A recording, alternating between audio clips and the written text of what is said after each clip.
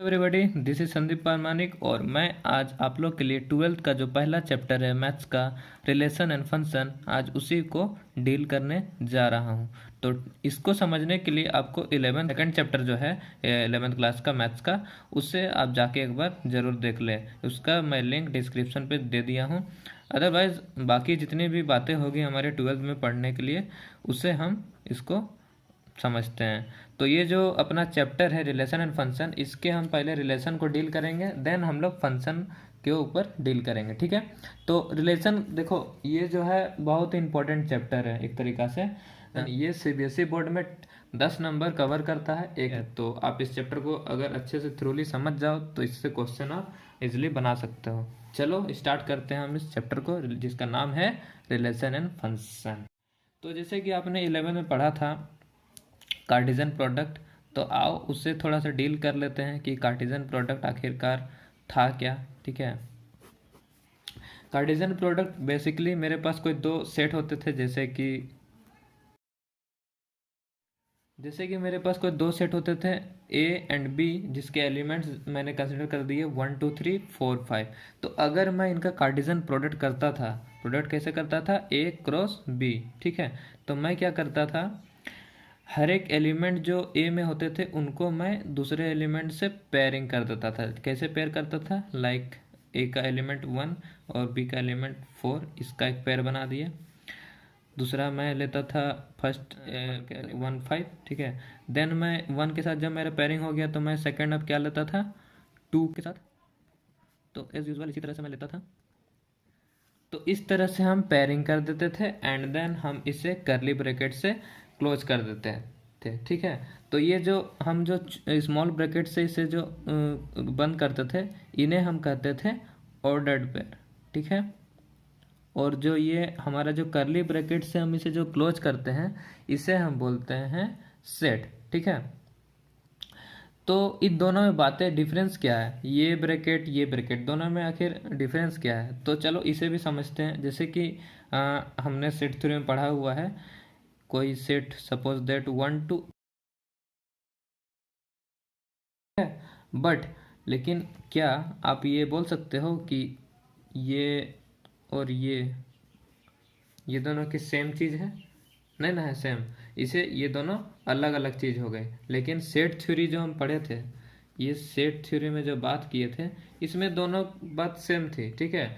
लेकिन जब हम सिंपली जब ऑर्डर्ड पेयर की बात करते हैं 3 4 एंड 4 3, तो क्या ये दोनों बातें सेम हैं? नहीं। आप इसे चाहो तो आप इसे ग्राफ में भी देख सकते हो, 3 4 का मतलब अलग होता है और 4 3 का मतलब अलग होता है। तो इस पर आपको कंफ्यूज नहीं होना है, ठीक है। जब भी कार्टेशियन प्रोडक्ट करते हैं तो इस तरह से पेयरिंग को हम हमेशा स्मॉल ब्रैकेट के साथ बंद करते हैं एंड उसे हम पूरी एक सेट करली ब्रैकेट से बंद कर देते हैं, ठीक है। तो अपना जो मेन फंडा है वो है अपना समझने का रिलेशन, ठीक है। वो जो मैंने आपको बताया वो 11th की बेसिक सी चीज़ थी, ठीक है। तो इसका एक सिंपल डेफिनेशन है, गौर करना मेरी बातों पे। कार्टेशियन प्रोडक्ट के किसी एक सबसेट को हम लोग क्या कहते हैं, रिलेशन कहते हैं, ठीक है। मैं फिर से रिपीट कर रहा हूँ, कार्टेशियन प्रोडक्ट के किसी एक सबसेट को क्या कह सकते हैं हम लोग, रिलेशन कह सकते हैं। नहीं समझ में आई बात? चलो एक एग्जांपल से आपको समझाता हूँ। लेट मेरे पास एक सेट है 1 2 3, ठीक है। उसका यदि मैं कार्टेशियन प्रोडक्ट करता हूँ दूसरे सेट के साथ लाइक 4 5, तो इसका मेरा कार्टेशियन प्रोडक्ट क्या आया था,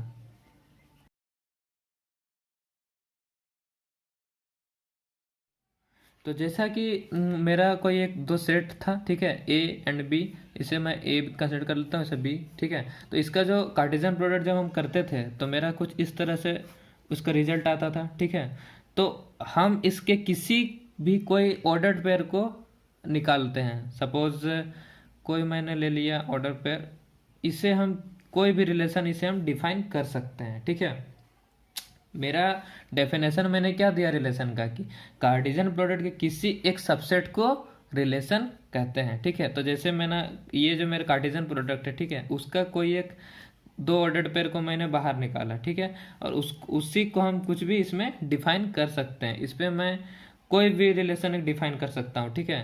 तो ये तो नंबर की चीज़ है, ठीक है। अगर ये भी आपको क्लियर नहीं हो रही है, मुझे पता है, तो चलो एक प्रैक्टिकल एग्जाम्पल लेते हैं जिससे आपको ये चीज़ क्लियर हो जाएगी, ठीक है।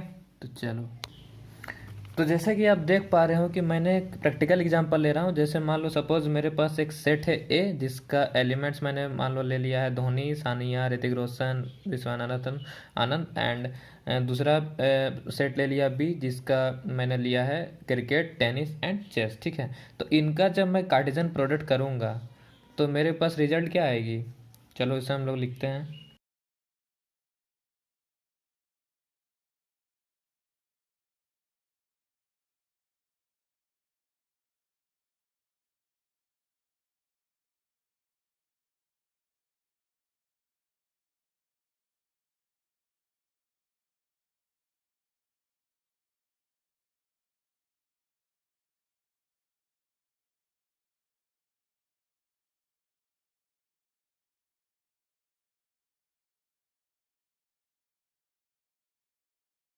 तो आप जैसे देख पा रहे हैं कि जो मैं दो सेट थी लिया था मैंने ए एंड बी, तो उसका जो कार्टेशियन प्रोडक्ट मेरे पास इस तरह से कुछ रिजल्ट आएगा। ठीक है, तो जो मेरा कार्टेशियन प्रोडक्ट आया, ठीक है, अगर इसमें मैं कोई रिलेशन डिफाइन करता हूँ ए टू बी, क्या डिफाइन करूँ? लाइक मैं कोई एक रिलेशन डिफाइन करता हूँ ए टू बी। तो जैसे कि आपने 11th में रिलेशन को डिफाइन करने का तरीका आपने पढ़ चुका था, तो मैं उसे डायरेक्ट लिख देता हूँ। लाइक मेरा यहाँ पर एक रिलेशन जो है, रिलेशन जो है मेरा वो इस तरह से डिफाइन है, A B such that A belongs to A and B belongs to B for some relation. ठीक है, फॉर सम रिलेशन। तो मेरा जो रिलेशन है वो सपोज करो ये दिया हुआ है ए प्लस बी। ठीक है, और A belongs to A and B belongs to B. ये बेसिक चीज बात है। ये मैं कैसे लिखा, ए से बी एक रिलेशन डिफाइन किया हुआ है किस तरह से, A plus B where A belongs to A and B belongs to B. समझ में आ रहा है? तो ये जो मेरा रिलेशन डिफाइंड है, ये जो मेरा रिलेशन डिफाइंड है, इससे मैं रिजल्ट क्या निकाल सकता हूँ? मेरा रिलेशन तो ये आएगा कि धोनी क्रिकेट खेलेगा। ये आपको पता है, ये प्रैक्टिकल एग्जांपल मैं ले रहा हूँ। ठीक है, ये जो मेरा रिलेशन निकला है ए प्लस बी, धोनी तो क्रिकेट खेलता है, टेनिस तो खेलता नहीं, ये आपको पता है। तो मैं क्या लिखूंगा, धोनी क्रिकेट एक हो गया। ठीक है, दूसरा मेरा क्या हो जाएगा, दूसरा मेरा हो जाएगा सानिया टेनिस। समझ में आ रही है बात? एंड थर्ड मेरी हो जाएगी, क्या हो जाएगी, विश्वनाथन आनंद चेस।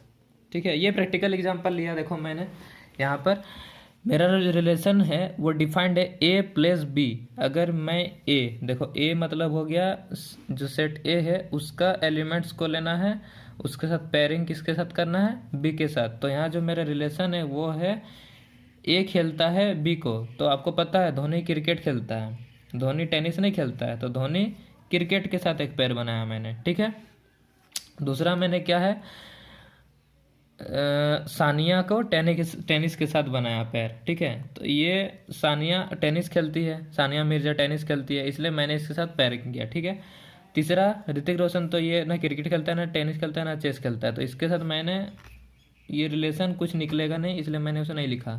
थर्ड मेरा है विश्वनाथन आनंद जो चेस खेलता है, तो उसका भी मैंने पैरिंग किया है। अब इसे मैं सेट से बंद कर देता हूँ। तो मेरा जो ये रिलेशन था आर ए प्लस बी, उसका रिजल्ट मैंने ये निकाल लिया। ठीक है, तो आप यहाँ पर देख रहे हैं कि ये जितने भी मेरे पेयर बने हुए हैं ऑर्डर्ड पेयर, ये सारे मेरे जो कार्टेशियन प्रोडक्ट है, ये जो कार्टेशियन प्रोडक्ट है मेरा जो पूरा, उसी का तो ये सबसेट है कि नहीं, है ना? तो बेसिकली मैं बोल सकता हूँ, basically relation is subset of Cartesian product of two sets A and B. ठीक है, तो बेसिकली मैं क्या बोल सकता हूँ, relation is a subset of Cartesian product of sets A and B. समझ में आ रहा है बात? चलो, तो और आगे बढ़ते हैं इससे। आई होप कि आपको रिलेशन समझ में आ गया होगा कि रिलेशन आखिर हम लोग बोलते किसे हैं। ठीक है, मैंने क्या बोला था कि कार्टेशियन प्रोडक्ट का किसी भी एक सबसेट को हम लोग रिलेशन बोल सकते हैं। तो आपको मैंने एक प्रैक्टिकल एग्जांपल लिया यहाँ पर, ठीक है, दो सेट लिया था, उसका कार्टेशियन प्रोडक्ट करके दिखाया और एक रिलेशन डिफाइन किया कि ए खेलता है बी को, तो उसका जो रिलेशन मेरे पास निकला वो ये निकला। तो ये जो भी सेट बना, ये मेरा जो सेट है वो इस पे मौजूद है। मतलब मैं बोल सकता हूँ कि रिलेशन जो है वो सबसेट किसका है, कार्टेशियन प्रोडक्ट इन दोनों का, ठीक है। तो वही चीज़ मैं यहाँ पर डिफाइन किया हूँ और आपको भी समझ में आ गया है। तो चलो आगे बढ़ते हैं। फाइव है, बी फाइव है, ठीक है, तो मेरा ए क्रॉस बी भी क्या होगा, फाइव होगा। समझ में आ गई बात। चलो, देखो जरूरी ये है, जरूरी नहीं कि दोनों फाइव ही हो, ठीक है। कोई इनमें से कोई दो सेट में कोई एक भी यदि फाइव हो गया तो मैं पूरे कार्टेशियन प्रोडक्ट को क्या बोलूँगा, वो भी मेरा फाइव ही होगा। समझ में आ रहा है बात। चलो, जैसे कि आपने सेट थ्योरी में पढ़ा था कि नंबर ऑफ सबसेट निकालने का फॉर्मूला पढ़ा था, उसी तरह से यहाँ पर भी अगर आपको रिलेशन कितने होंगे, टोटल नंबर ऑफ रिलेशन कितने होंगे, उसे अगर आपको फाइंड आउट करना है तो वो हम कैसे फाइंड आउट करेंगे। तो उसका आपको कोई दो सेट दिया रहेगा और उसमें पूछा जाए कि इसमें कितने नंबर ऑफ रिलेशन बन सकते हैं, तो उसका फॉर्मूला क्या है, 2 to the power m into N, where m जो है वो ए कोई अगर दो सेट लेता हूँ तो पहला सेट का एलिमेंट एंड एन जो है वो दूसरा सेट का एलिमेंट, ठीक है। ऐसे और एक चीज इसमें नोटिस करने वाली बात है कि ऐसा कोई जरूरी नहीं कि कोई दो ही सेट होता है तभी हम उसका रिलेशन निकाल सकते हैं। एक कोई एक ही सेट हो तो भी हम उससे रिलेशन हम लोग डिफाइन कर सकते हैं। कैसे, आइए समझते हैं। जैसा कि एग्जांपल लेता हूँ, सपोज मेरे पास एक सेट है 1 2 3 4 और इसका जो रिलेशन है वो डिफाइन किया हुआ है like A B such that A is greater than B, where A B belongs to A, ठीक है। तो ये मेरा रिलेशन डिफाइन किया हुआ है इस सेट के लिए, ठीक है। तो इस सेट को देखते हुए मैं जो रिलेशन है उसका मैं रिजल्ट क्या निकालूं, 2 1 का बनेगा। उसी तरह से मेरा क्या बनेगा, 3 1 का बनेगा, 4 1 का बनेगा, ठीक है। एंड और क्या क्या बन सकता है, 3 1 2 1 4 1, 3 2 का बन सकता है, 4 2 का बन सकता है, 4 3 का बन सकता है ना, ऐसे ही और कुछ बनेगा। देखो चलो आप ऐसा देख, ये जो रिलेशन है उसका रिजल्ट मेरा क्या निकलेगा, यही निकलेगा।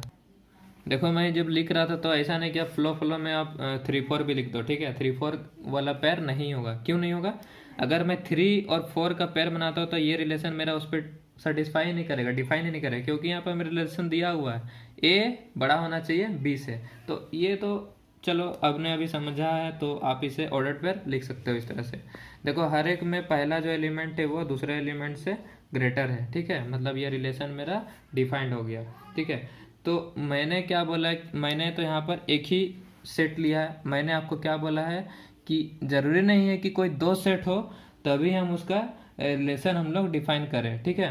कोई एक सेट हो तब भी हम उसका रिलेशन डिफाइन कर सकते हैं। तो उसके लिए मैंने एक एग्जांपल लिया, ठीक है। अगर आप इस सेट का कार्टेशियन प्रोडक्ट इसके साथ ही करते हो, बोलने का मतलब यह है कि ए क्रॉस ए ही आप करते हो, तो इसका जो भी रिजल्ट आएगा, ठीक है, इसका जो भी ऑर्डर्ड पेयर बनेंगे वो सारे देखना, ये जितने भी पेयर मैंने बनाया सारे उसमें होंगे, ठीक है। मतलब ये जो रिलेशन है वो सबसेट किसका होगा, इसी सेट का हुआ कार्टेशियन प्रोडक्ट के साथ। तो जरूरी नहीं कोई दो सेट हो तभी हम उसके कार्टेशियन प्रोडक्ट के हम उस सबसेट को रिलेशन बोलेंगे, ठीक है। ऐसा कोई जरूरी नहीं है, कोई एक सेट भी रहे उसका हम लोग उसी के साथ यदि कार्टेशियन प्रोडक्ट कर दे, ठीक है, और उसका जो भी रिजल्ट आएगा तो उस और कोई रिलेशन डिफाइन हो, ठीक है, तो रिलेशन जो है वो उस सेट का सबसेट हो सकता है, ठीक है। उस सेट का मतलब उस कार्टेशियन प्रोडक्ट का। आपको समझ में आ रही है बात, ठीक है। अगर नहीं आ रही है तो आप आराम से देखो, बिल्कुल समझ में आ रही होगी। कोई रिलेशन जरूरी नहीं कि कोई दो सेट हो तभी उस पर डिफाइन हो, ठीक है। रिलेशन कोई एक सेट पे भी डिफाइन हो सकता है। एग्जाम्पल आपको मैंने देखो आप लेके दिखा दिया है, ठीक है, समझ में आ रही है बात। चलो अब आगे हम लोग बढ़ते हैं डोमेन एंड रेंज पे। तो अपना जो अगला टॉपिक है वो है डोमेन, ठीक है। तो डोमेन आखिर होता क्या है ये हमने 11 में भी समझा था, फिर से हम लोग यहाँ पर समझते हैं, ठीक है। अगर कोई एक रिलेशन डिफाइन हो,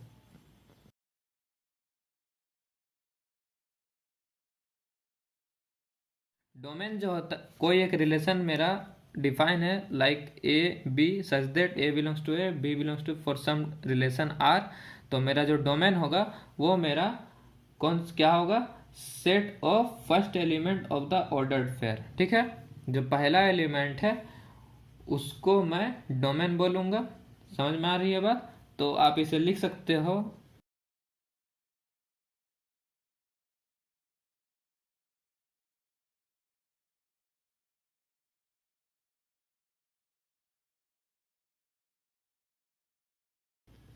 तो डोमेन को आप इस तरह से भी लिख सकते हो, set of all first element of the ordered pair in the relation. समझ में आ रही है बात? ठीक है, पेयर जो भी होता है उसका जो पहला एलिमेंट है उसी को हम डोमेन कहेंगे। ठीक है, जैसे मैंने आपको पिछला जो एग्जांपल आपने जो मैंने लिया था प्रैक्टिकल एग्जांपल धोनी, सानिया, ऋतिक रोशन और विश्वनाथन आनंद का, तो उसमें सेट ए था। ठीक है, उसका जो भी उसका फिर पेयरिंग मैंने किया था दूसरा सेट के साथ, तो उसका जो भी पेयरिंग होने के बाद जो भी मेरा ऑर्डर्ड पेयर बना था, तो उसका जो पहला एलिमेंट था वही मेरा क्या था, डोमेन था। क्या क्या था, जैसे कि मेरा था धोनी, सानिया, ठीक है, विश्वनाथन आनंद, ये मेरे क्या थे, ये मेरे डोमेन हैं। ठीक है, तो डोमेन को मैं बेसिकली लिख सकता हूँ, domain is basically subset of A. ठीक है, तो इसको हम क्या लिख सकते हैं, it is the subset of first set A of the product A cross B. समझ में आ रही है बात? डोमेन में जो होता है सेट, उसका क्या होता है, वो सबसेट होता है। ठीक है, समझ में आ रही है बात? चलो अब हम लोग नेक्स्ट हम लोग करते हैं रेंज।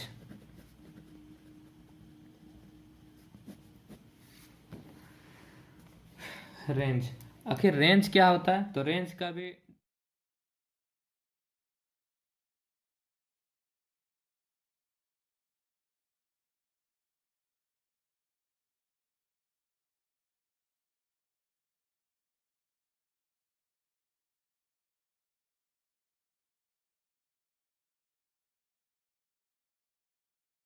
तो डोमेन मैंने किसे कहा था, जो भी ऑर्डर्ड पेयर बना था उसका जो पहला एलिमेंट था उसे मैंने क्या कंसिडर किया था, डोमेन। ठीक है, तो जो मेरा सेकंड एलिमेंट ऑर्डर पेयर का होगा उसे हम क्या बोलेंगे, रेंज बोलेंगे। ठीक है, तो जैसे कि मैंने जो प्रीवियस एग्जांपल लिया था उसमें जैसे धोनी, सानिया, विश्वनाथन, ये ऑर्डर्ड पेयर में पहले एलिमेंट थे, तो इन्हें मैंने क्या कहा, डोमेन। तो इनके साथ जो जो सेकंड एलिमेंट थे उन्हें मैं क्या कहूँगा, रेंज कहूँगा। तो जैसे कि इनके साथ क्या क्या था, क्रिकेट, टेनिस, ऑर्डर्ड पेयर में सेकंड एलिमेंट यही थे ना, क्रिकेट, टेनिस एंड चेस।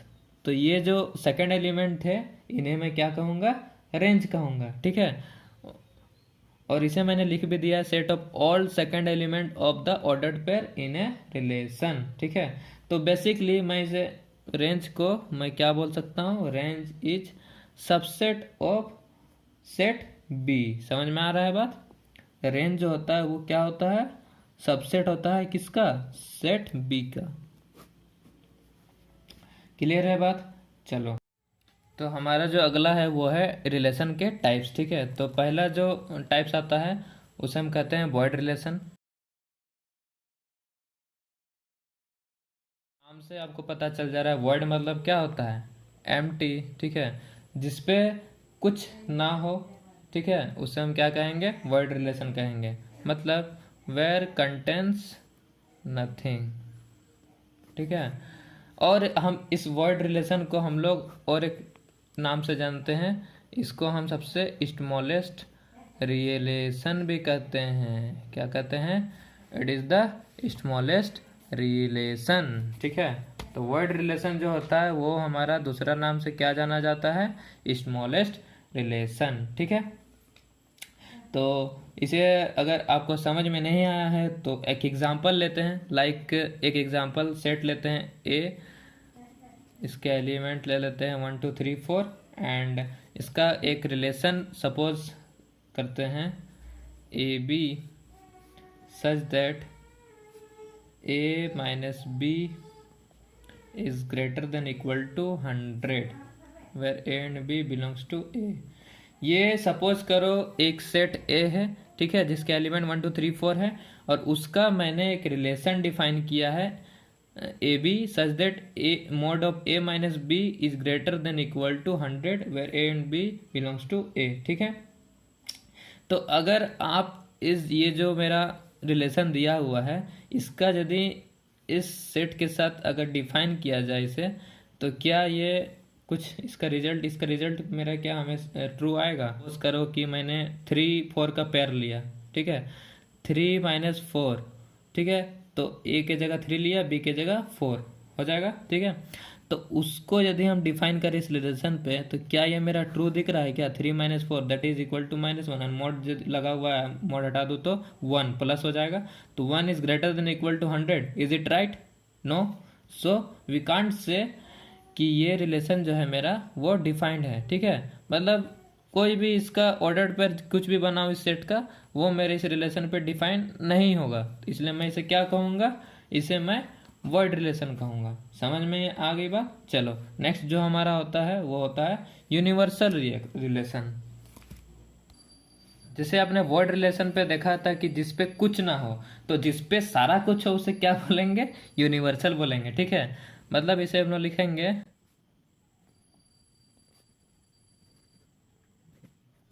ठीक है, जैसे वर्ड रिलेशन सबसे स्मॉलेस्ट रिलेशन था, उसी तरह से यूनिवर्सल रिलेशन मेरा सबसे लार्जेस्ट रिलेशन कहा जाता है। देखो ये जो मैथ है ना, इसको पढ़ते पढ़ते बहुत कोई बोर हो जाता है। ये जो चैप्टर है ये भी थोड़ा सा बोरिंग टाइप का चैप्टर है, तो उतना गौर मत करना। अगर चीज़ें समझ में आने लगेगी तो बोर नहीं लगेगी। ठीक है, तो इस चीज़ पे थोड़ा गौर करना, बोरिंग मत होने देना। ठीक है, अगर समझ जाते हो हर एक चीज़ तो आपको बोर नहीं लगेगी, अदरवाइज आपको ये सबसे बोरिंग वाला चैप्टर लगेगा। ऐसे इजी भी बहुत ज़्यादा है ये चैप्टर, लेकिन समझने की बहुत ज़रूरत है। समझ में नहीं आती है तो फिर आप नहीं कर पाओगे। ठीक है, इसलिए आप समझो, मैं आपसे ज़्यादा मजाक नहीं कर पा रहा हूँ वीडियो में। ठीक है, आप इसको समझो, सीरियस होकर थोड़ा पढ़ा रहा हूँ। आप इसे इस तरह भी डिफाइन कर सकते हो कि यूनिवर्सल रिलेशन किसे कहते हैं बच्चा, तो क्या बोलोगे, a relation which is defined for every element. ठीक है, चलो इसे मैं लिख ही देता हूँ।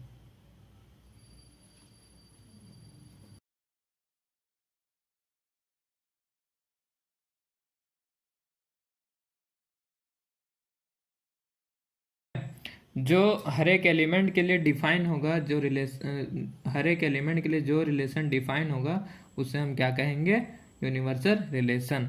तो आओ इसे भी एक एग्जांपल के थ्रू और अच्छे से समझते हैं।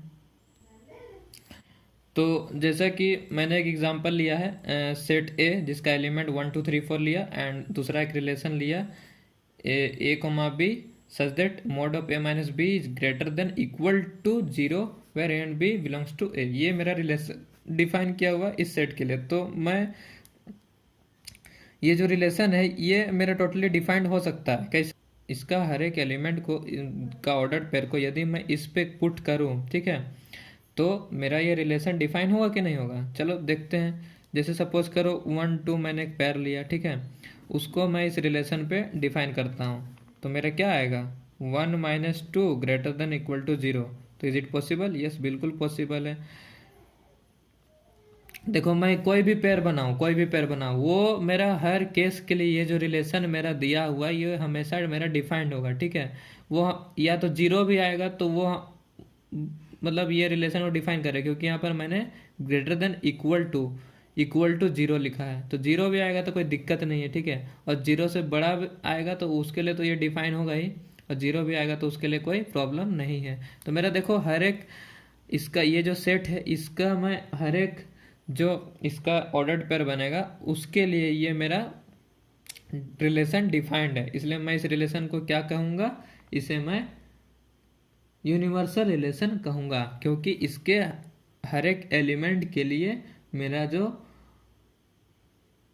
रिलेशन है वो डिफाइंड है। ठीक है, इसलिए मैं इसे लार्जेस्ट रिलेशन भी कहता हूँ। जैसे कि एक एग्जांपल और लेते हैं जिससे आपको वर्ड और यूनिवर्सल समझने में दिक्कत नहीं होगी। जैसे मान लो एक रिलेशन दिया हुआ है, difference in weight of 2 person is less than 2000 kg। चलो, तो अगर आप इस रिलेशन पे गौर करो तो आप कोई भी ले सकते हो, 2 इंसान जिनके डिफरेंस 2000 से हमेशा छोटा होगा, तो ये तो पॉसिबल है। ठीक है, आप कितने भी कोई दो इंसान ले लो जिनके वेट कभी भी 2000 से बड़े हो सकते हैं क्या? नहीं हो सकते हैं। तो ये मतलब ये पॉसिबल है पूरी तरीके से, ये इम्पॉसिबल होने वाली बात नहीं है। इसलिए इसे मैं क्या रिलेशन कहूँगा? इस रिलेशन को मैं कहूँगा यूनिवर्सल। ठीक है, ये कौन सा रिलेशन हो जाएगा? यूनिवर्सल। तो ये जब यूनिवर्सल मतलब ये डिफाइंड पूरी तरीके से हो जा रहा है, ठीक है, इसे मैं पूरी तरह से डिफाइंड भी कर पा रहा हूँ। तो जो वॉइड होगा उसका कोई दूसरा एग्जांपल लेके देखते हैं, ठीक है। तो देखो मैंने एग्जांपल लिया है let A equal to boys school, ठीक है, और उसका रिलेशन कुछ इस तरह से दिया हुआ है कि ए इज सिस्टर ऑफ बी। तो आप बताओ, ये जो सेट ए है ये पूरा बॉयज स्कूल का सेट है, ठीक है, और उसका रिलेशन मुझे बताना है कि ए इज सिस्टर ऑफ बी। तो क्या ये पॉसिबल है? पॉसिबल है क्या? मतलब सिस्टर है बी का, मतलब बी यदि एक लड़का है तो ए को क्या होना पड़ेगा? लड़की होना पड़ेगा। लेकिन लड़का लड़की का कॉम्बिनेशन तो मैं इस ये जो सेट है ए, इस पे तो मैं नहीं दिखा पाऊंगा, नहीं ना। मतलब ये पॉसिबल ही नहीं है। पॉसिबल है क्या? नहीं ना है। इसलिए मैं इस रिलेशन को क्या कहूँगा? वॉइड रिलेशन कहूँगा। समझ में आ रही है बात आपको?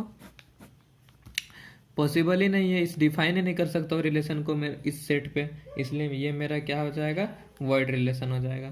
क्लियर है? चलो, तो ये सब तो मेन बेसिक सी बातें थी, ठीक है। अपना अगला टॉपिक है वो है अपना आइडेंटिटी रिलेशन।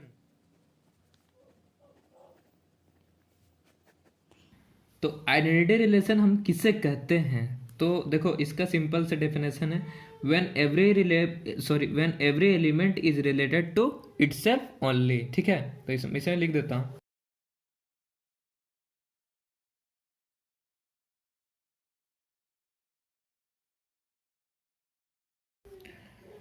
ठीक है, जब हर एक एलिमेंट खुद से रिलेटेड हो जाए, बस खुद से ही रिलेटेड हो, उससे हम क्या रिलेशन कहेंगे? आइडेंटिटी रिलेशन कहेंगे। इसके बाद जस्ट हमारा आता है रिफ्लेक्सिव। मैं आपको इसे और अच्छे से समझाऊंगा, पहले मैं रिफ्लेक्सिव आपको समझा देता हूं।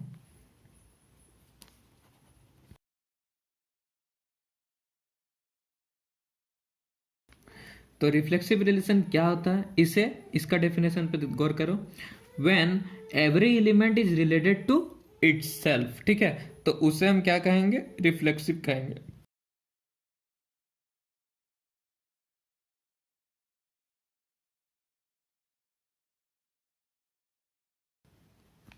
ठीक है, तो देखो आपको थोड़ा सा कंफ्यूजन हो रहा होगा कि आइडेंटिटी का भी सेम डेफिनेशन है और रिफ्लेक्सिव रिलेशन का भी सेम डेफिनेशन। नहीं, सेम नहीं है, थोड़ा गौर करना, ठीक है। देखो, जब हर एक एलिमेंट खुद से ही बस खुद से ही हो रिलेटेड, तो उसे क्या कहेंगे? आइडेंटिटी कहेंगे। लेकिन वैसा एलि और दूसरा क्या है रिफ्लेक्सिव का, कि हर एक एलिमेंट यदि खुद से बस, ठीक है ना, खुद से ही या दूसरे से भी रिलेटेड हो, उसे हम क्या कहेंगे? रिफ्लेक्सिव कहेंगे। यहाँ इटसेल्फ ओनली और इटसेल्फ दोनों में क्या है? अंतर है, ठीक है।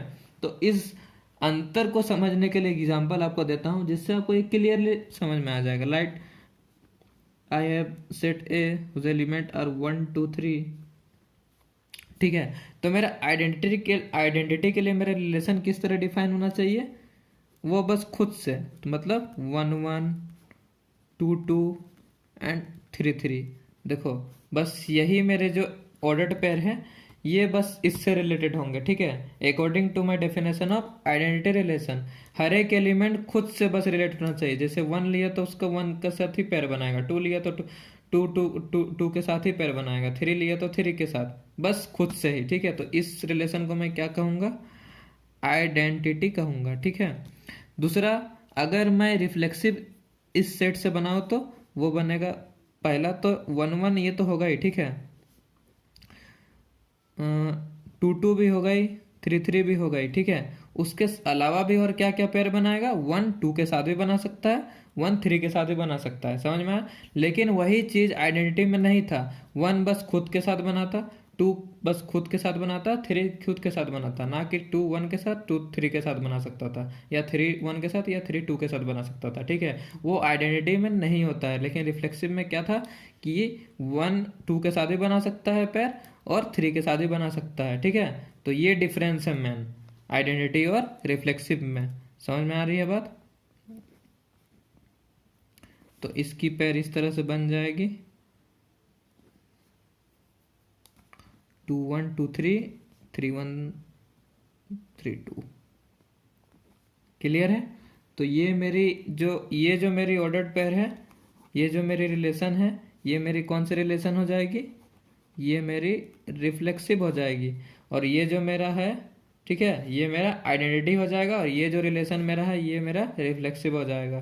ठीक है, क्लियर है?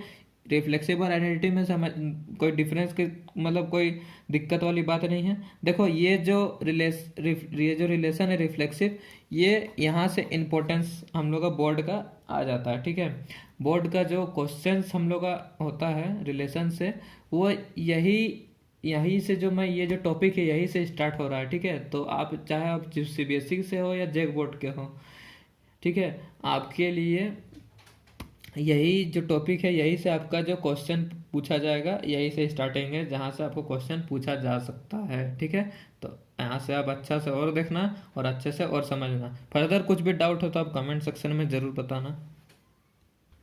तो जैसा कि आपने अभी आइडेंटिटी और रिफ्लेक्सिव में डिफरेंस देखा, ठीक है, तो बेसिकली हम बोल सकते हैं कि जितने भी आइडेंटिटी रिलेशन होते हैं वो सारे रिफ्लेक्सिव है, लेकिन ये जरूरी नहीं है कि सारे रिफ्लेक्सिव रिलेशन सारे आइडेंटिटी होंगे। ठीक है, मतलब हो भी सकते हैं, नहीं भी हो सकते हैं।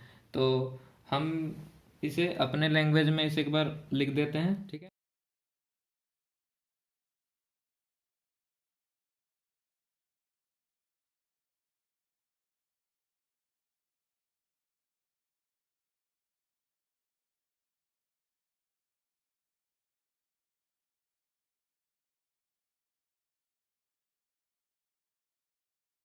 कि सारे आइडेंटिटी रिलेशन रिफ्लेक्सिव हो सकते हैं। हाउएवर रिफ्लेक्सिव रिलेशन या तो आइडेंटिटी हो सकते हैं या नहीं हो सकते हैं। ठीक है, समझ में आ गई बात? चलो अब हम इसके आगे अगला जो रिलेशन है वो है सिमेट्रिक रिलेशन। ठीक है, तो रिफ्लेक्सिव के बाद हमारा दूसरा रिलेशन क्या आता है? Symmetric relation. तो ये क्या होता है? अगर ए रिलेटेड टू बी है तो B is also related to A. ठीक है, अगर ए रिलेटेड टू बी होगा तो बी भी किसके रिलेटेड होगा? ए के रिलेटेड होगा। ठीक है, बोलने का मतलब ये है कि जैसे मान लो कि कोई एक रिलेशन दिया हुआ है। ठीक है, सपोज मैं एग्जांपल लेता हूँ, कोई एक relation is parallel to, is parallel to. ठीक है, जैसे सपोज एल लाइन है वो पर पैरेलल है एम लाइन के। ठीक है, तो मैं क्या बोल सकता हूँ यहाँ पर? L is parallel to M, then also I can say M is parallel to L. होगा कि बस ये जो रिलेशन है इज पैरेलल टू, इस पे मैंने कोई दो लाइन लिया एल एंड एम। अगर एल पैरेलल है एम के तो एम भी तो पैरेलल है एल के, ये आपको नज़र भी आ रहा है, और ये रिलेशन जो है ये डिफाइन भी कर रहा है। तो इसी को मैं क्या कहूँगा? सिमेट्रिक रिलेशन कहूँगा। ठीक है, चलो एक दूसरा एग्जांपल लेता हूँ। लाइक एक रिलेशन दिया हुआ है is perpendicular to, is perpendicular to. देखो सिमेट्रिक मतलब बोलने का यही है कि अगर ए बी के रिलेटेड है तो बी को भी ए से रिलेटेड होना पड़ेगा। अगर इस तरह का कंडीशन बनता है तब मैं उस रिलेशन को क्या कहूँगा? सिमेट्रिक रिलेशन कहूँगा। तो इसे एग्जांपल लिया था। ठीक है, दूसरा एग्जांपल जैसे लिया है रिलेशन इज परपेंडिकुलर टू, तो इसका चलो तो ये क्या, ये सिमेट्रिक रिलेशन होगा? इस पे चेक करते हैं। लाइक अगर जैसे सपोज कर लो ये एम लाइन और ये एल लाइन। ठीक है, तो यहाँ पर आप देख पा रहे हो कि एल जो है वो एम के परपेंडिकुलर है कि नहीं? और दूसरा तरीका से ये भी बोल सकता हूँ कि एम जो है वो एल के परपेंडिकुलर है। मतलब ये जो केस है ये भी सिमेट्रिक का केस है ना? मतलब M is perpendicular to L and also L is perpendicular to M, है ना? दोनों मैं बोल सकता हूँ। ठीक है, अगर मैं दूसरा कोई एग्जांपल ले लूँ कि Ram is brother of Shyam. ठीक है, Ram is brother of Shyam, तो Shyam is brother of Ram, ये भी बोल सकता हूँ। मतलब ये भी मेरा सिमेट्रिक का एग्जाम्पल हो जाएगा। ठीक है, हाँ एक एग्जाम्पल ऐसा लेके दिखाता हूँ जो आपका सिमेट्रिक नहीं होगा। अगर मैं बोलूँ, जैसे मान लो सपोज करूँ रिलेशन दिया हुआ है जैसे मान लो रिलेशन दिया हुआ है इज फादर ऑफ, ठीक है, इज फादर ऑफ। तो सपोज करो मैं एग्जांपल लेता हूँ, Ram is father of Shyam, ठीक है, राम श्याम के पापा है। तो क्या मैं इसका जस्ट उल्टा बोल सकता हूँ क्या कि श्याम जो है वो राम के पापा है? नहीं बोल सकता हूँ। मतलब ये मेरा रिफ्लेक्सिव, सॉरी, ये मेरा सिमेट्रिक रिलेशन नहीं होगा, ये मेरा सिमेट्रिक रिलेशन नहीं होगा। समझ में आया बात? मतलब कंडीशन सेटिस्फाई करना चाहिए। अगर ए यदि बी के रिलेटेड है तो बी को भी ए से रिलेटेड होना चाहिए, रिलेशन को डिफाइन होना चाहिए। ठीक है, समझ में आ रही है बात? चलो, इसमें आपको कन्फ्यूजन नहीं होगी। इस पर हम बहुत सारी मज़ेदार क्वेश्चन करेंगे तो आपको उसमें पूरी कन्फ्यूजन दूर हो जाएगी। फिलहाल कंडीशन ये है कि ए बी के साथ रिलेटेड तो बी को भी ए के साथ रिलेटेड होना चाहिए। यही मेरी कंडीशन को, सिमेट्रिक को देखना है। ठीक है, नेक्स्ट हमारा होता है ट्रांजिटिव रिलेशन। ठीक है,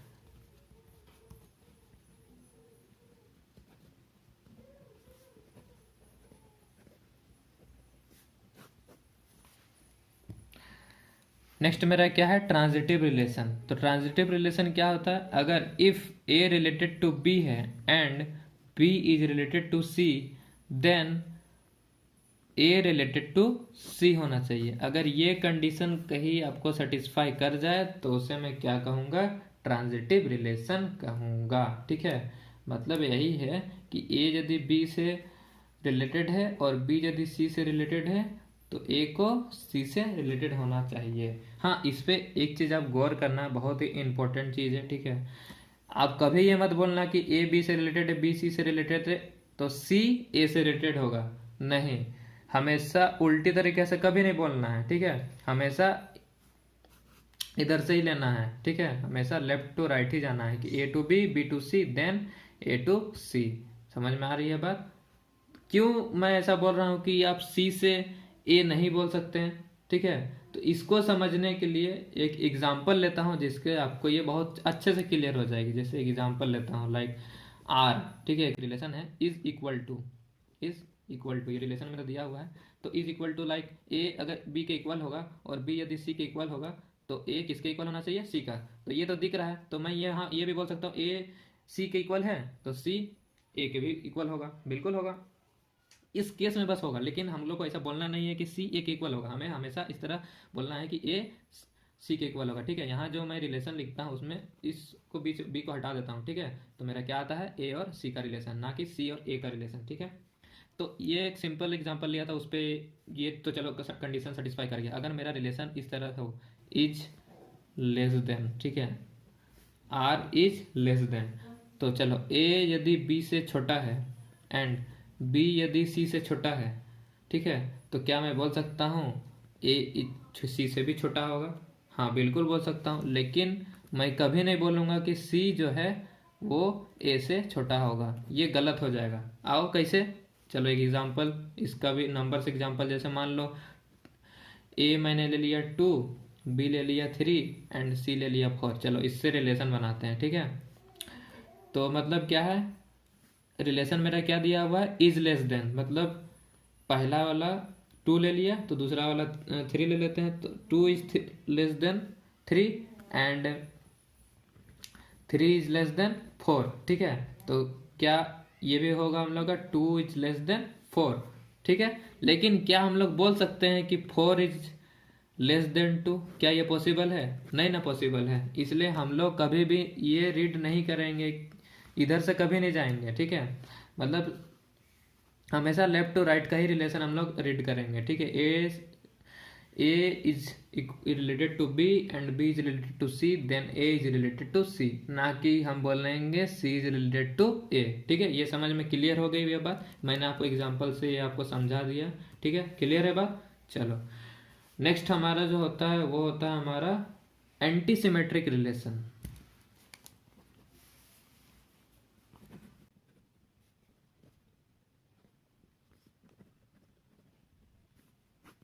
तो इसका कंडीशन मैंने लिख दिया है, if A B belongs to R then B comma A is not belongs to. दूसरा आप बोल सकते हैं कि ए यदि बी से रिलेटेड है एंड बी यदि ए से रिलेटेड है अगर ए बी यदि आर पे बिलोंग करता है और बी ए जो है आर पे बिलोंग करता है, तभी हम बोल सकते हैं ए इज इक्वल टू बी। अगर ये कंडीशन मेरे को दिख जाए तो मैं उसे एंटी सिमेट्रिक रिलेशन कहूँगा। एक एग्जांपल और मैंने यहाँ पर दिया हुआ है, आप इसे देख सकते हैं।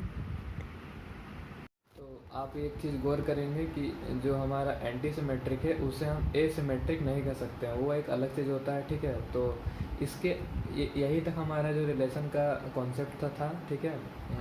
इसके आगे अब हम इस पे क्वेश्चंस बनाएंगे, बहुत ही मज़ेदार क्वेश्चन है। तो अगला लेक्चर हमारा इसी पे होगा कि हम इस पे क्वेश्चन सॉल्व करेंगे, ठीक है।